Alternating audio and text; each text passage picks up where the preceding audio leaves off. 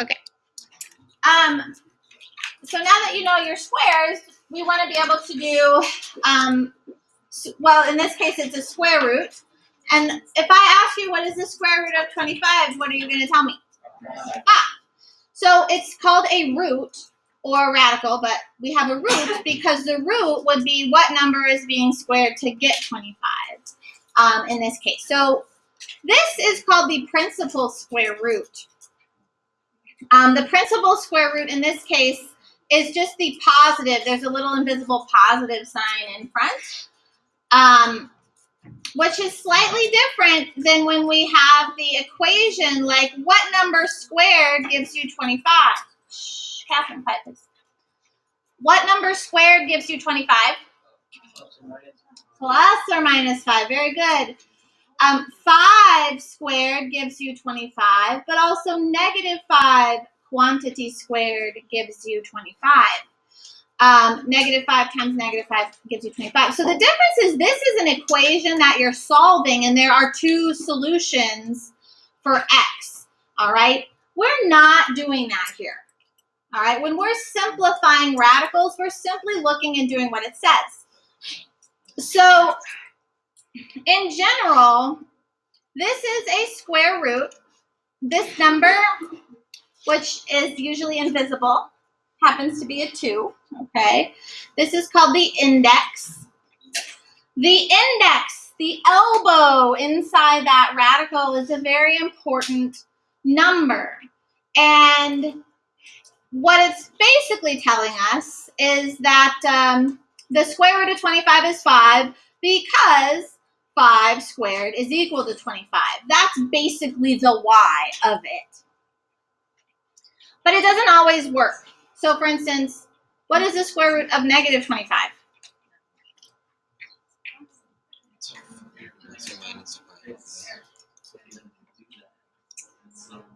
Yeah, we can't do this. This does not compute. If you tried it in a calculator, it would say error. Okay. Non-real result. Non-real result. And non-real because it's imaginary. That's non-real. We're going to talk about imaginary numbers in the next section. Okay. Why? Why doesn't this work? Because what number squared can give us negative 25? Nothing. There isn't a number that we can square. If you think it's 5, if we square that, we get positive 25.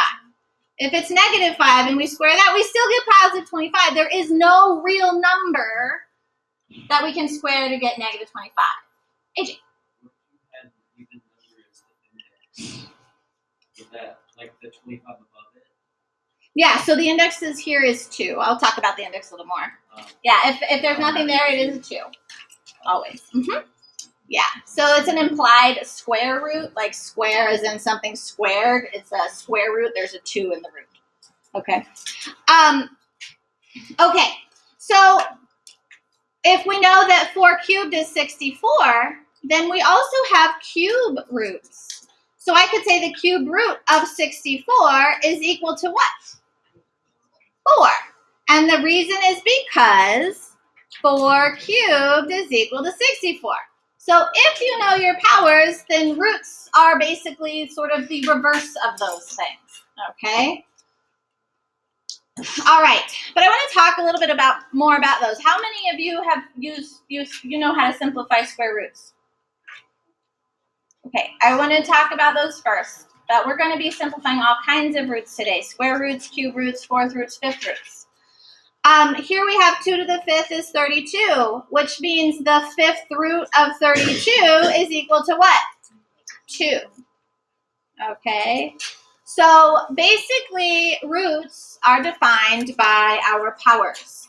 Okay, our powers, not functions. So I have a little story I want to talk about, just about breaking down radicals. So when I teach algebra, I always talk about cell block 18. All right, so this is cell block 18.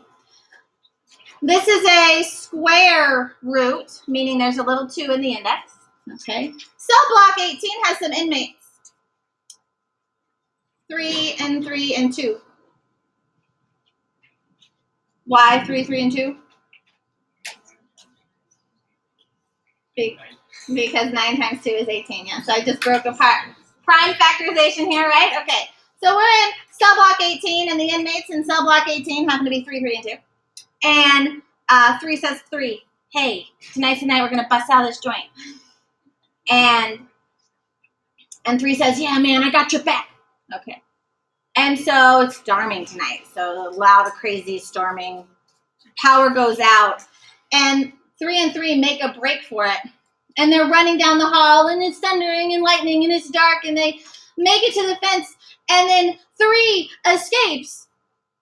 And 3 gets shot.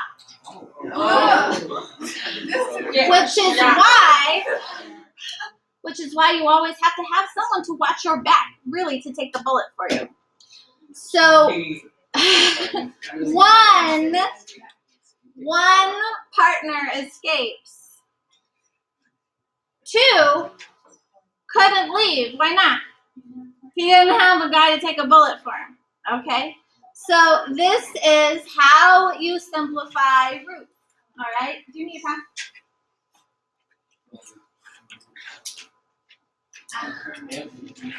Where are you going, Ernest?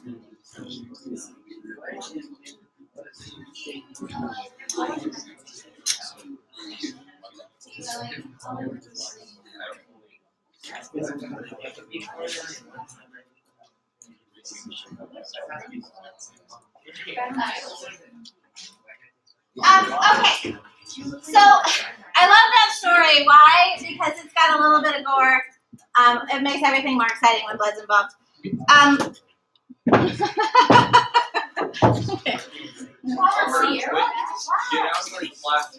Okay. So here's the question. If we have cube roots, the index here was 2. The index tells me how many of a kind I need. So because the index was 2, it told me I needed 2 of a kind. I needed 2, a pair of 3s, essentially. All right? If I'm simplifying like 54, all right? The cube root of 54, what does the 3 tell me?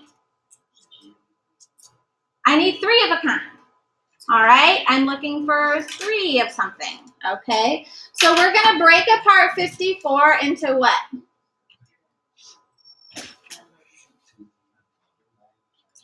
Nine times 6. Okay, 9 breaks apart into 3 times 3, and 6 breaks apart into 3 times 2. Please do not do a factor tree. Can I just say that now? Factor trees are horrible.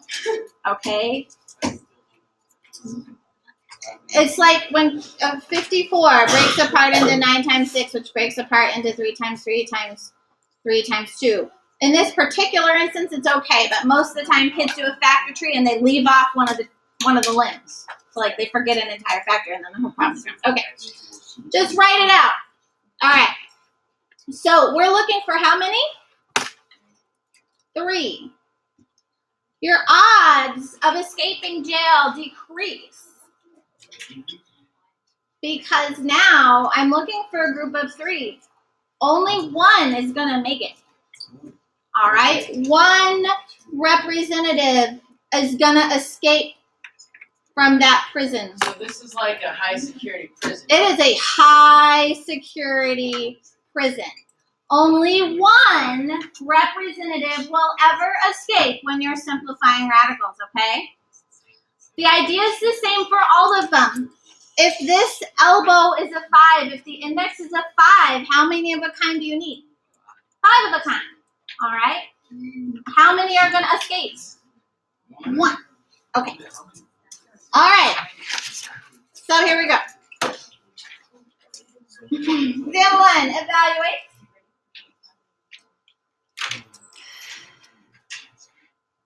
Now, all of these have numbers. Can you use your calculator? Yes. Yes, you can. There is a button on your calculator, the X root. It is somewhere on your calculator. Please figure out where that X root button is. On the TI, It's under math. Okay, the xth root. On a Casio, I don't know. Shift. Oh, shift, and then that makes sense. How smart are they? There it is. It's a shift button. That'd be SHIFT. Shift.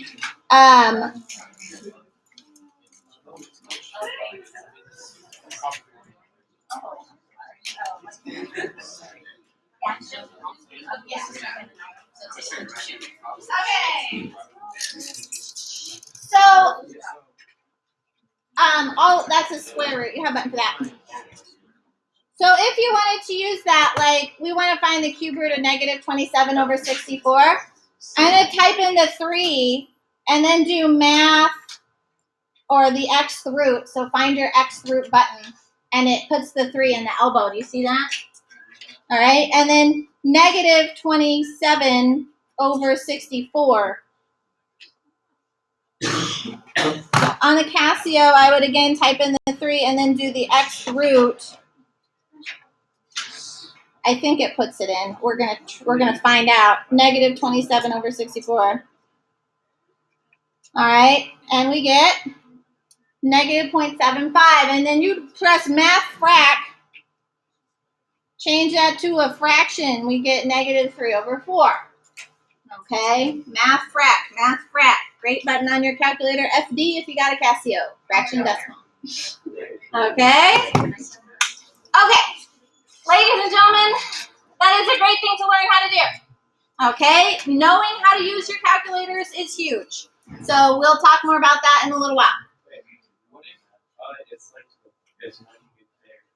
So that'd be the xth root. So math. Yeah. Then 5 and then do your xth root. Yeah. All right. What's the index here on radical 16? 2. There's nothing there. It's a 2. Which means I want to break apart 16. 2. Could I do 4 and 4? Yeah, I surely could do 4 and 4. You want to find the largest perfect square. All right, perfect squares are what? 1, 4, 9, 16, 25, 36, 49, 64, 81, 100, 121, 144. Okay, that's good. Stop. All right. So, since we've got our pair of 4s, what's the square root of them? 4. One representative escapes. What happens to the other guy? He got shot. He got shot. Okay. Who knew math was so rough? Okay. Now, this says negative. There's just a negative out in front. It has nothing to do with this. We're going to simplify the square root of 81. What is the square root of 81? 9. Put a negative in front. What is it? Negative 9. Okay. Rules with square roots, any kind of root, okay? This is the cubed root of this entire fraction.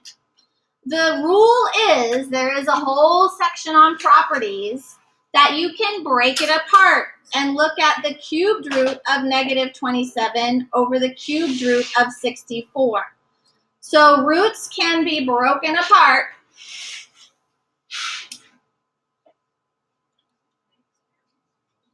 What is the cubed root of negative 27? 3. Not quite. Negative 3. Why? What is negative 27? What times what gives you negative 27? 3. Negative 3 times negative 3 times negative 3. How many are we looking for? 3 of a kind. So we've got our 3 of a kind. So what's going to escape? The other 2 get shot. One of those negative 3s gets to escape. You'll notice this is an odd index. We can take an odd root of a negative number. Okay, it works just like this. I cannot take the even root of a negative number. This one doesn't work. Okay. All right. What is the cube root of 64? 4. Why? 4 times 4 times 4 is 64. Got a group of 3. Who escapes? Just the 4. One of them. 2 get shot. 1 escapes. All right. I like to draw the little arrow out. For some reason, I think it's helpful. You got to escape. Okay. 4th root of 16. What does the 4 tell us? That's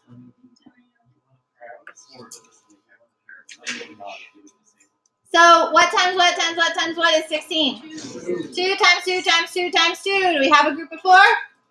4 of a kind. Who escapes? 2. Just a 2. All the rest get shot. All right. The square root of negative 49. Why doesn't this one work? It's even and a negative. Yeah, it's even. We have an even root there. And I can't multiply. What times what gives me negative 49? There's no pair there. I can't do negative 7 times positive 7. That doesn't work right. So we'll talk about this. This is a non-real.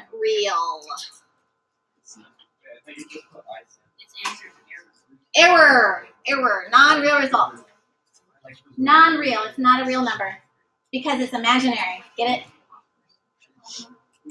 Which we'll talk about imaginary numbers next section, all right? Okay.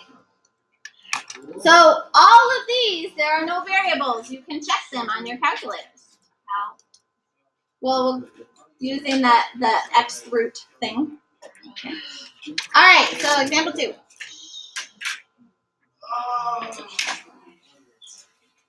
Express each in simplest radical form. Use absolute value signs where necessary. We'll talk about absolute value signs. Your book glosses over this fact, and I would kind of just prefer you guys learn it now. So I'm going to show it to you now and expect you to use absolute value signs as necessary. So we're going to talk about that. So first of all, we've done a couple of these already, and it's building up to this guy right here. All right, the square root of 98. 98 can break apart. What times what is 98?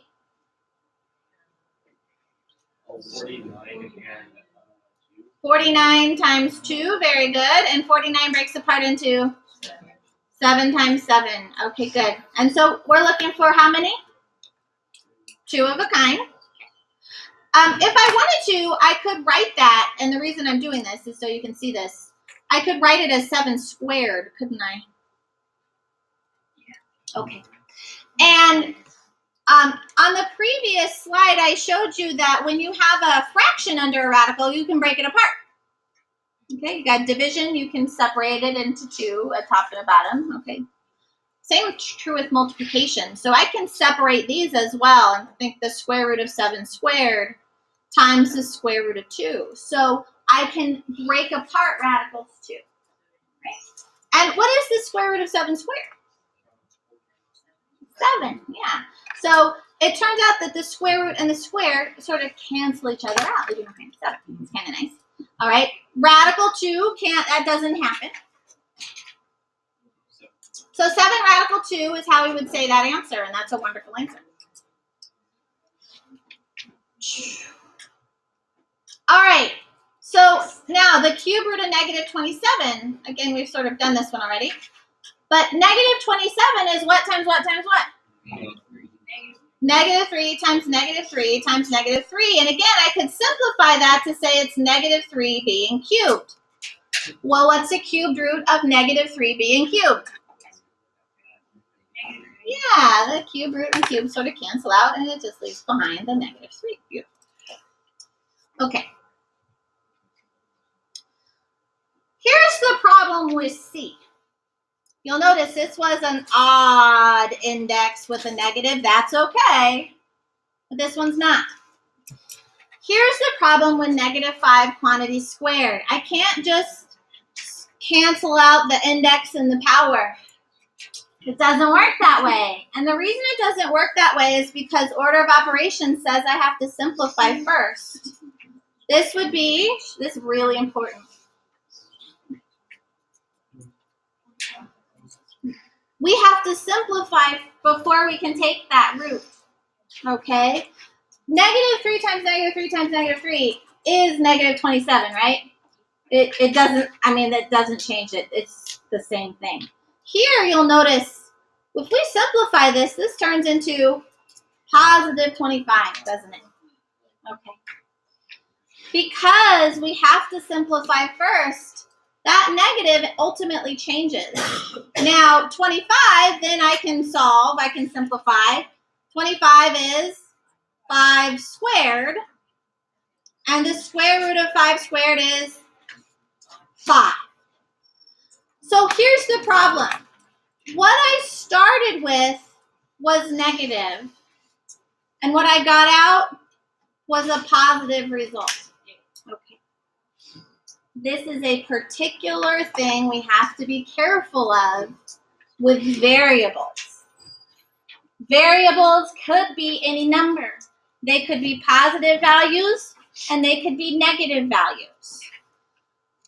Like this.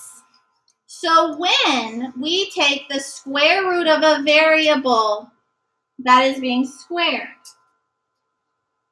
whatever that variable happened to be, if it was negative, like our -5 here, it turns out that it comes out positive. We have a special symbol that represents that things are positive. Absolute value of -5, okay? So when we have an even root with x to an even power, when we simplify that, we can't simply just cross those out anymore. We have to think, hey, that variable, whatever it was, is always going to come out positive. Meaning, use absolute values. Okay? If I want the 4th root of x to the 4th, what is that? Absolute value of x. The 6th root of x to the 6th is absolute value of x. The 5th root of x. Thanks. Whoops. All right. The 5th root of x to the 5th is just x. This one's odd. Odds are fun. Odds work all the time. Okay. It's only evens that mess everything up. Okay? Yeah. What if one's, we'll talk about that. So I'm going to show you one. Here we go. These are the last two.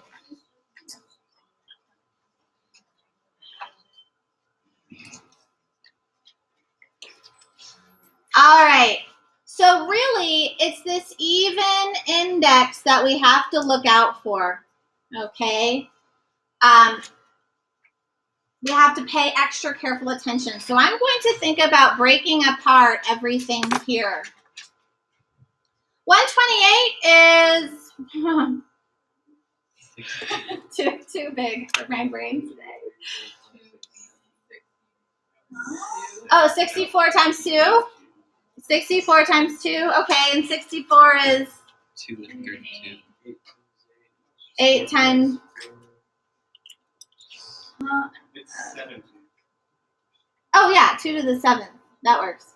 Okay, so we would have 2 times 2 times 2 times 2 times 2. 1, 2, 3, 4, 5, 6, 7. 2 to the 7th. I could write 2 to the 7th, but I'm not going to do that right now. All right, what I am going to do is I'm going to break apart this x to the 7th in kind of a funny way. X to the 7th. Can I write that as x to the 4th times x cubed? Yeah, why did I choose x to the 4th? Because my index is to the 4th power. I'm interested in those. All right, and then y to the 5th. How could I rewrite y to the 5th? Very good. Y to the 4th times y to the 1st. Very good. Okay, so let's talk about these. First of all, with all these 2's, I'm looking for how many of a kind? 4. Okay, so there's 4 of a kind. So what happens? One of them survives and the others are shot. Okay. So one of those 2's escape. What happens to these guys on the inside? They stay behind. Okay, so that's 2 cubed, or can I just write 8? Yes? Okay. All right, what happens with the 4th root of x to the 4th? That's a group of 4, so 1 leaves. 1 escapes, but what's special about him?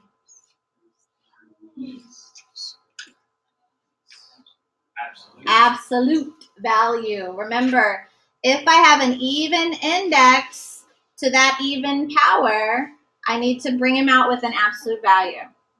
Okay, that is the tricky. This is pre-cal level stuff. This is my pre-cal kids just did this 2 weeks ago. This was their second day. All right, you guys are getting it a couple weeks later, but that's pretty incredible to me. What happens to this x to the x cubed? It stays inside. There's not enough of them to escape. Okay. And what about here we have y to the 4th? What's the 4th root of y to the 4th? Absolute value of y. Very good. And what about this y to the 1st? He stays behind. Okay. This is a really nice answer. But absolute values are tricky. Absolute value means that they're always going to... No, I'm just going to leave it like that, actually. I think that's a fine answer. Okay, yeah, we're good. This is a perfect answer. If you wanted to clean it up a little more, whoops, it would be equivalent to, say, 2xy, and the xy is inside absolute value. 8x cubed y.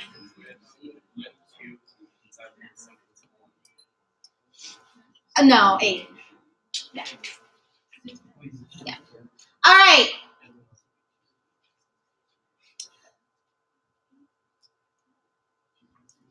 Do I have to worry about absolute value here? Mm-mm. No absolute value. Not necessary here. Let's break apart this negative 16. Boy, is that weird. So negatives are weird for me. This simplifying radicals takes time. It takes time to figure it out. I hope you guys are going to get it, but for me, it's a challenge. When I see a negative, I like to think about it as like a -1. Can I think about it as like -1 times 16 times a cubed times b to the 8th? Is that allowed? Yeah. Sure, right? The nice thing about -1 is I'm looking for 3 of a kind. Isn't that -1 times -1 times -1? Can I do that all day and night? Yeah. Yes, I certainly could. And then if I can do that with a negative under an odd root, what is the cubed root of -1 cubed? Yeah, so a -1 gets to escape. So anytime you have an odd root with a negative on the inside, the negative gets to escape every single time. Okay? Yeah. You wrote it down like why? Yeah. Well, I like to justify everything. So 16 breaks apart. 2 times 2 times 2 times 2, right? We have our a cubed. How am I going to break apart b to the 8th?